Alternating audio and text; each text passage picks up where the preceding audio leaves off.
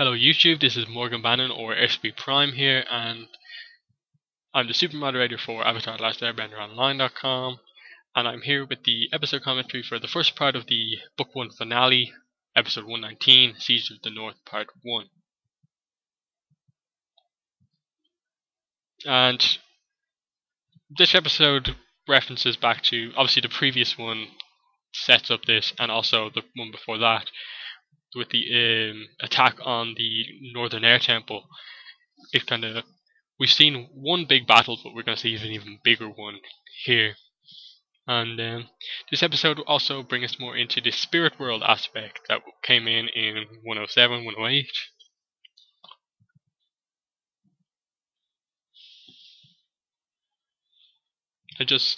These episodes set up a great tradition of amazing Avatar book finales. I mentioned at the end of the last video that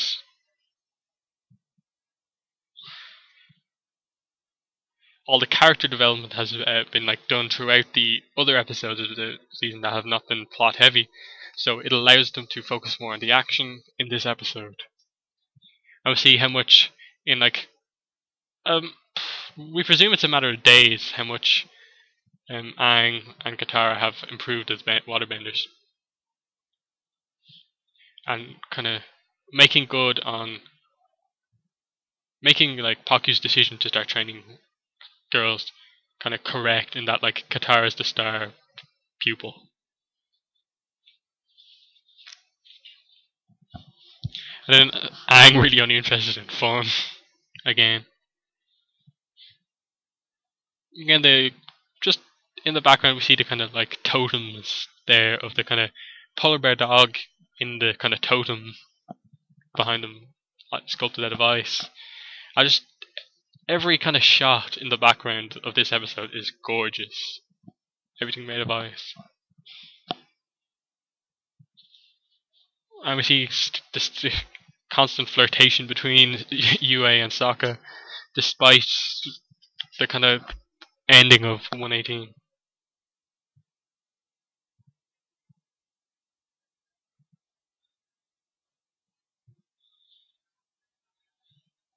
And we see how much that Sokka is the real kind of charmer of animals.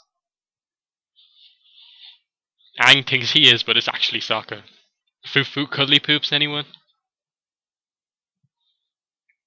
This kind of just screams like Aladdin magic carpet ride.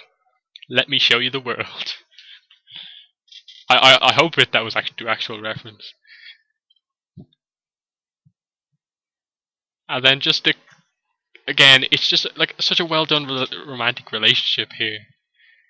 But we know the context of she is engaged to Han, as we'll later meet. He is just the kind of good character that you just absolutely hate because he's just an idiot. And then just the contrast of everything blue, everything white, and then the black soot kind of raining down. The snow has been black by the smoke from the Fire Nation invasion ships.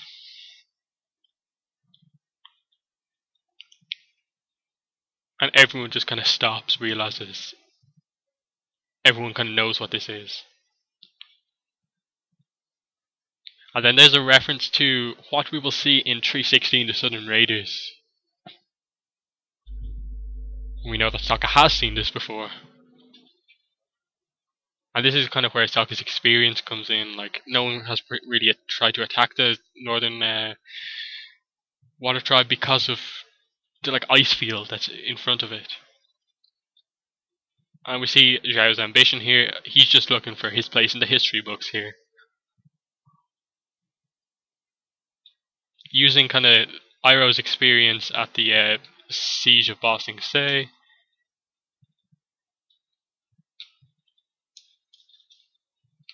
And he sees it as a failure and doesn't kind of even reference the fact that Iroh's son was killed in this battle, and that completely changed him as a man.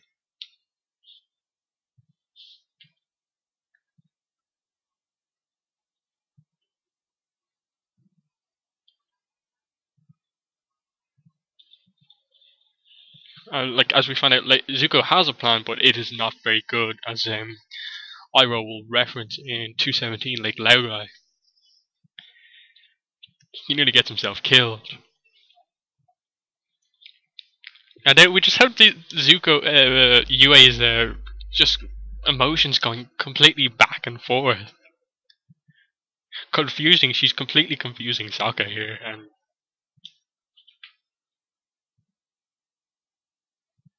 and that tells you all you need to know. She loves her people, and Sokka correctly says, "I'm not marrying them." But we later find out that her duties are. That's not really what her duty is. Her duty will be to kind of save the Moon Spirit, like basically become the Moon Spirit.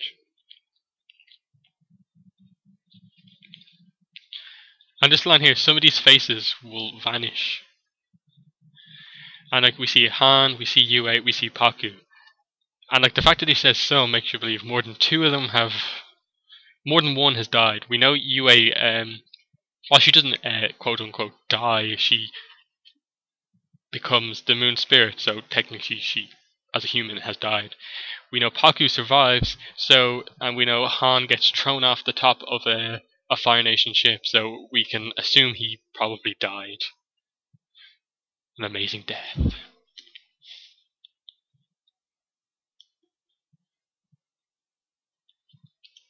And then we see Sokka, the great development from episode 1 to episode 20. He becomes a warrior, and we as viewers now have confidence in him. And it was interesting that Sokka did not get the mark from Yue there. How kind of like sort of betrayed he feels by like her kind of constantly going back and forth. He knows that she doesn't love Han, and she likes her. And then Anu comes to Aang for advice because he's the Avatar. Aang needs to prove himself in this battle. He's the Avatar. He has to make a difference here. And then the complete tribal aspect of the Water Tribe coming through in just the way they're kind of set up with the kind of paint, the marks, the spears, complete in contrast to the Fire Nation. And like one fireball, as we see, just like wrecks their main wall pretty much. And this is just an amazing siege on like a massive city here. It kind of makes you want to see like what was the siege of Ba Sing Se from Iroh like. Obviously it was ground based for Ba Sing Se, and this is kind of water to ground based.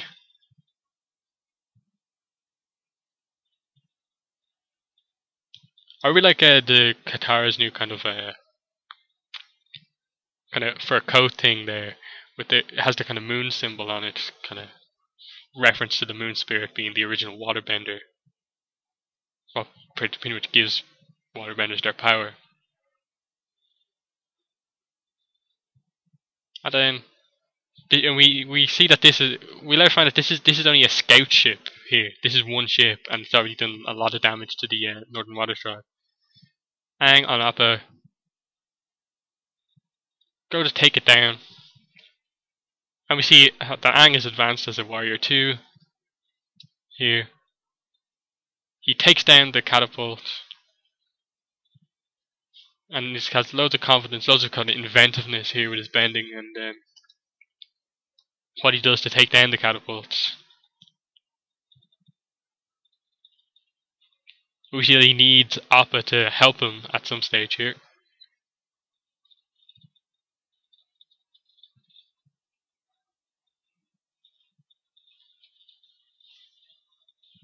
And stuff like that one, the kind of physics of that kind of situation, it's very well done. It doesn't seem kind of like that would never happen in real life. The animation looks really realistic, the way the two catapults reacted there. Appa saving Aang there. And just the look on Appa's face as she just tosses that big guy into the water. And here's the Northern Water Tribe benders come in and do that thing that they that we see from the opening episode, the ship. That's what they do to the ships to like stop them, raise them up an eye so they can make them ineffective.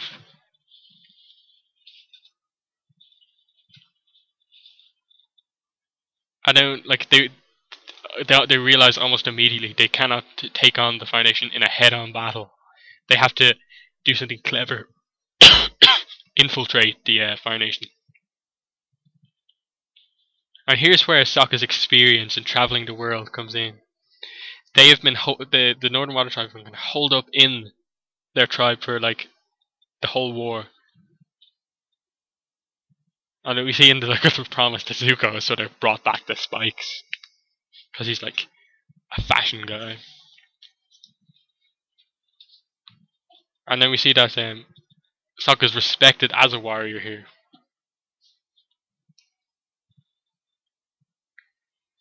And then like big sideburns, bigger temper. What a way to just define Zhao as a person.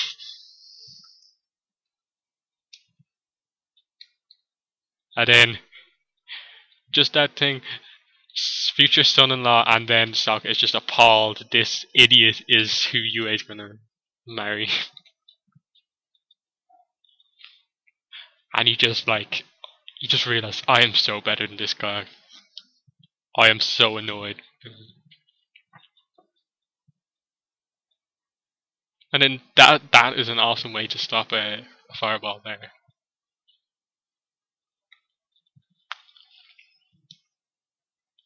And then we see Iroh's knowledge of the world here. Waterbenders draw their power from the moon. Full moon means they're powerful. And and then this reference to Zhao knowing about the moon problem. We know that he went to Wan Shi Tong's library and found out the kind of physical form of the ocean and moon spirit. So he has planned this ahead more than just like a full-on head-on strike that they are doing. And then the fact that we saw Aang take down one fairly easily, and then he reveals to us he's taken down a dozen of them, but there's way too many. And he realizes the magnitude of the situation. This is just one assault.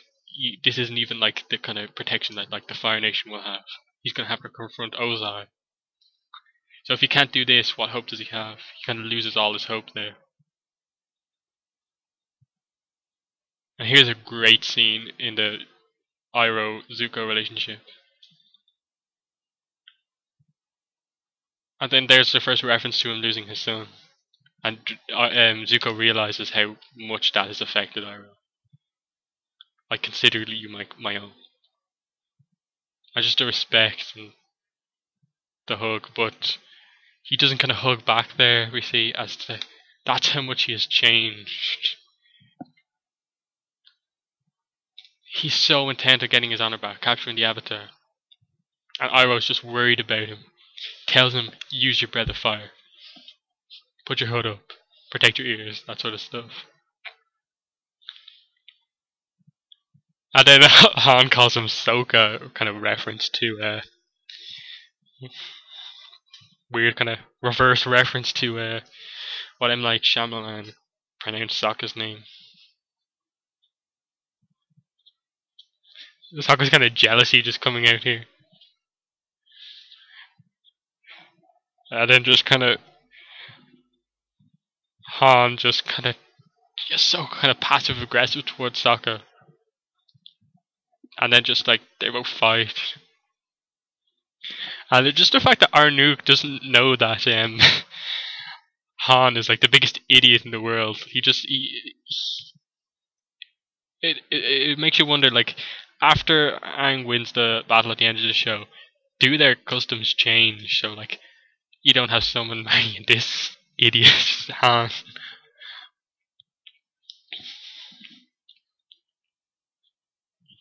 Probably one of the most hated characters out there, Han, along with Mayor Tong from the episode Avatar Day.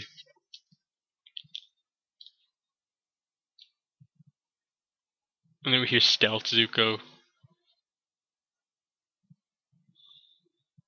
Turtle Seals, and he realizes that may be the way to get in.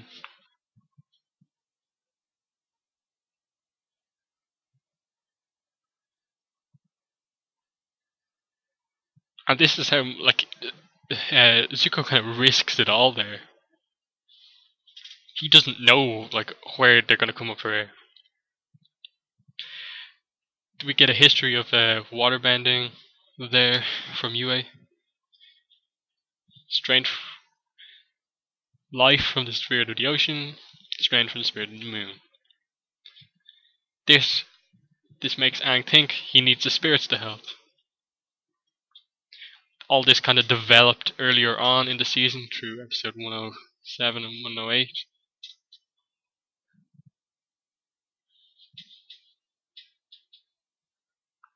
And then, like, when we actually find out later, that is what actually happens.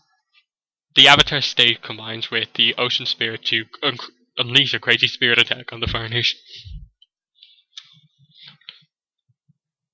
Stuff like that, kind of like referencing itself again.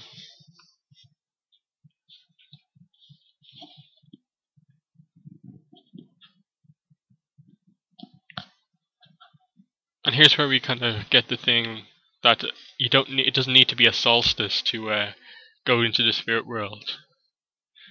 The Avatar, by being the Avatar, is kind of a spiritual being. He has the Avatar spirit.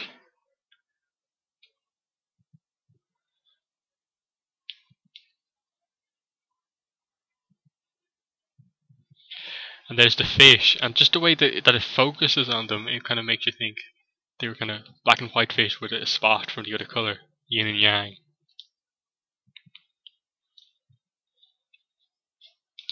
Just the way the ocean moon spirit's physical form are kind of like hidden in plain view. You don't even know. Zuko does come up there. And there's the breath of fire. Pretty much saves his life right there.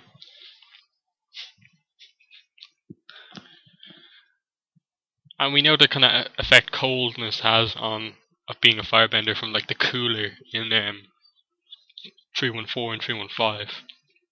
The boiling rock.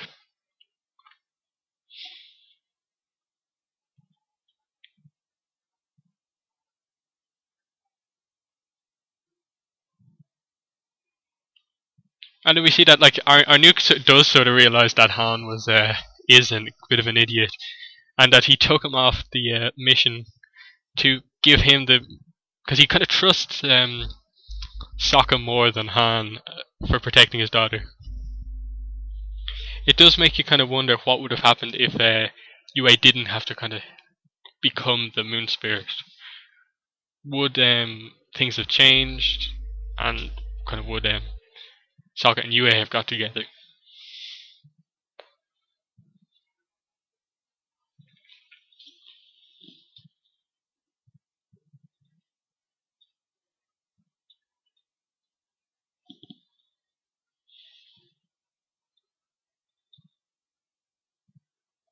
And we see Zuko's in kind of big trouble here. Can he get through the ice?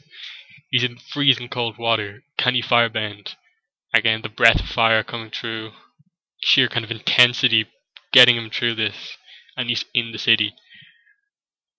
Ahead of Zhao. And the Fire Nation. Because Zuko doesn't know yet about the kind of waterbenders depending on the moon for strength. This is kind of a funny moment. Them whispering in the background. He needs to be at peace, and he's just like, then stop talking. And then he just kind of gets mesmerized by these the fish kind of circling each other.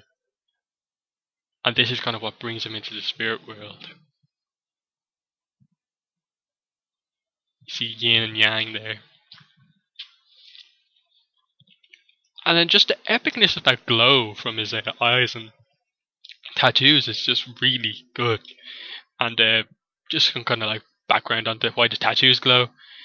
and the tattoos glow because they follow the chi paths of the body, so the flow of energy through the body. So obviously, the tattoos probably have some special kind of energy kind of thing to do with them that make them glow.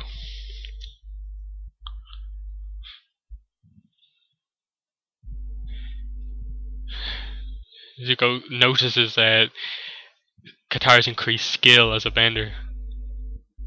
The moon is out, so she's extremely powerful. And we see the kind of how intricate her power is here with this. Completely traps Zuko in ice.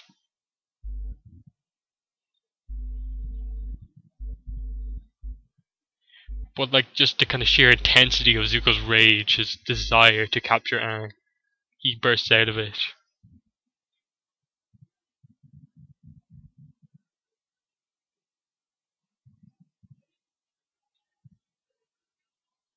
Katara eager to protect Aang in his kind of like in this state where he cannot like protect himself. She completely traps Zuko there. As the sun comes up, the moon's power goes away, so the waterbenders are sort of at their weakest here, so they strike now. Again, how the sun affects the waterbenders, which does make you sort of think about why didn't they make the sun kind of like the original waterbender, the sun, the original firebender, and make a kind of a sun spirit. And then that's just a great line from Zuko there. You rise with the moon, I rise with the sun. Just overpowers Katara, takes Aang. But the problem is, like, he's in the northern water tribe, one of the most isolated places on Earth. How does he get Aang back to the Fire Nation? His ship is gone. He has not thought this through whatsoever, really. Katara regains consciousness, realizes Aang is gone.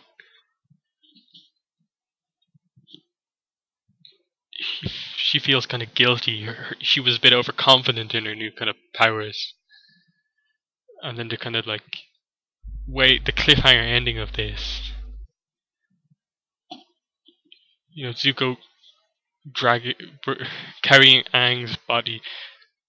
He's in the spirit world, so kind of his kind of lifeless body through the blizzard. And you kind of think like Zuko's absolutely crazy. How is he ever going to kind of survive a blizzard? And it does set up the next episode perfectly in that, you know, there was not like a massive amount of fighting in that episode. Like the next episode is where the big battle's going to take place. They kind of had the opening shots of the battle there. Next episode we're going to have the big season 1 finale. So I will see you for that commentary next.